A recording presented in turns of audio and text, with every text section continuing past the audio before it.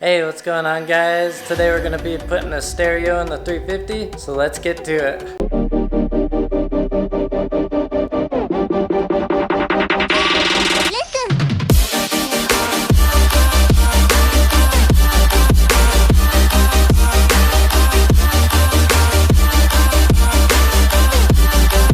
Alright guys, so the old radio in this 350Z was all messed up. It just made noise. It didn't work at all. It was nasty, and I wanted something updated, so I got an Eonon stereo. I think that's how you say the name. I saw it on a couple YouTube channels, so I figured I'd give them a try.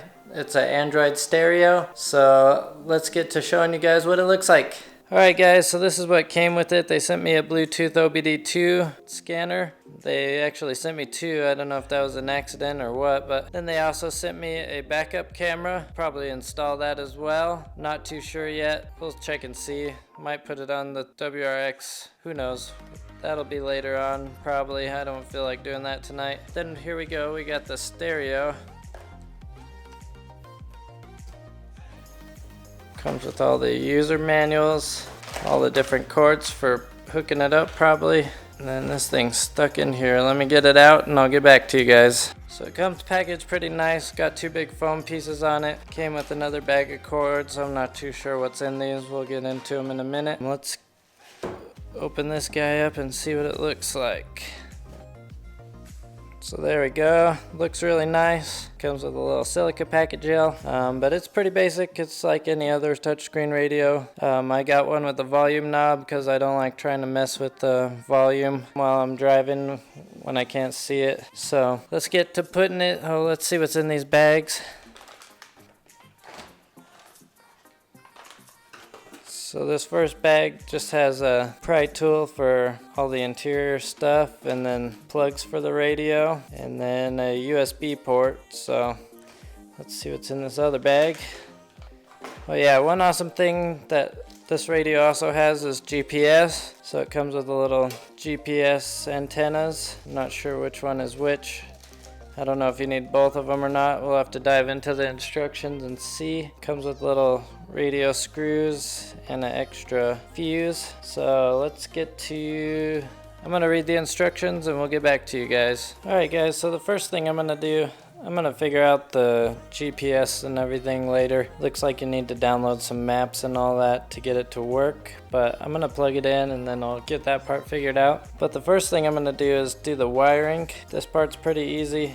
What I'm going to do is I'm going to cut this connector off. This is the connector that goes into the radio right here. So this one, we cut this off. I don't know why it came in a connector. Usually these come just like this.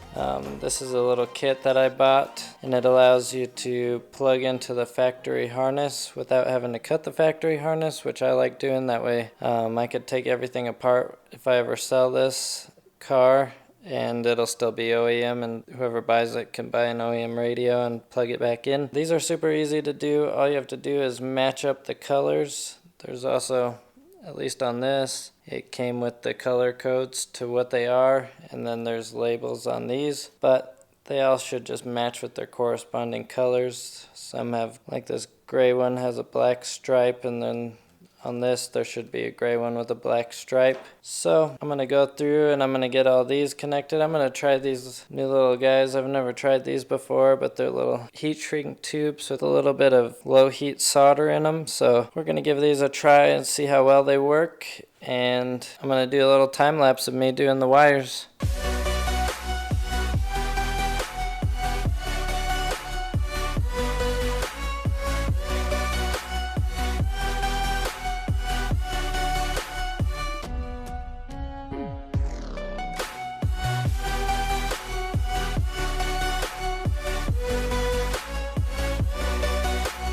Alright guys, so final verdict on these little shrink solder things was pretty good. It was pretty easy to work with, got used to it after a bit.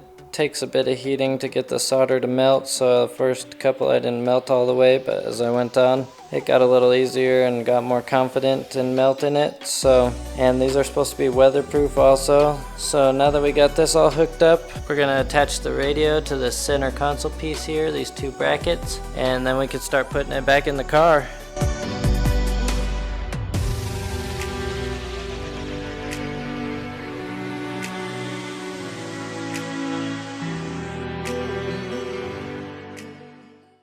Alright guys, so now we're back in the car.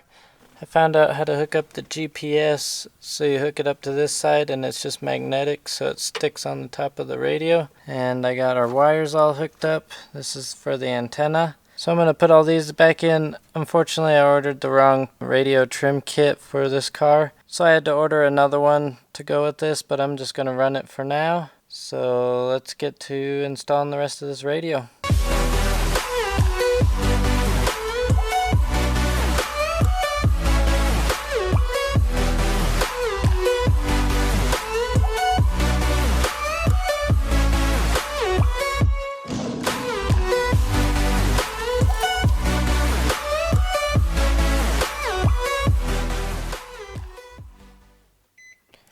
Alright guys, I got part of my dash together. As you can see, I need to get this little trim around here. It's coming in the mail. I ordered the wrong one, so I got to send that one back. But we're going to go ahead and test it.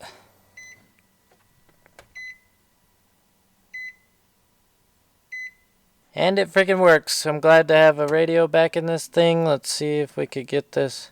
I'm going to have to learn this one because I've never had an Android radio, so it's going to be a little bit different to learn, but I can't really play any music on here because, of course, I don't want to get the video muted. So, as you can see, it works. The music plays. So there we have it.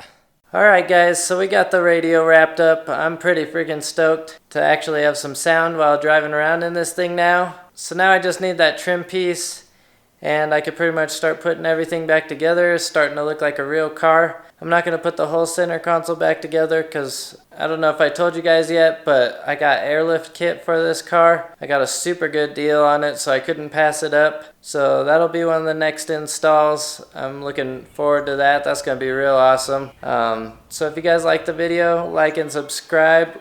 Like always, we're going to be putting out more content till this thing's done, which will probably be a while still. But until then, have a good one, guys.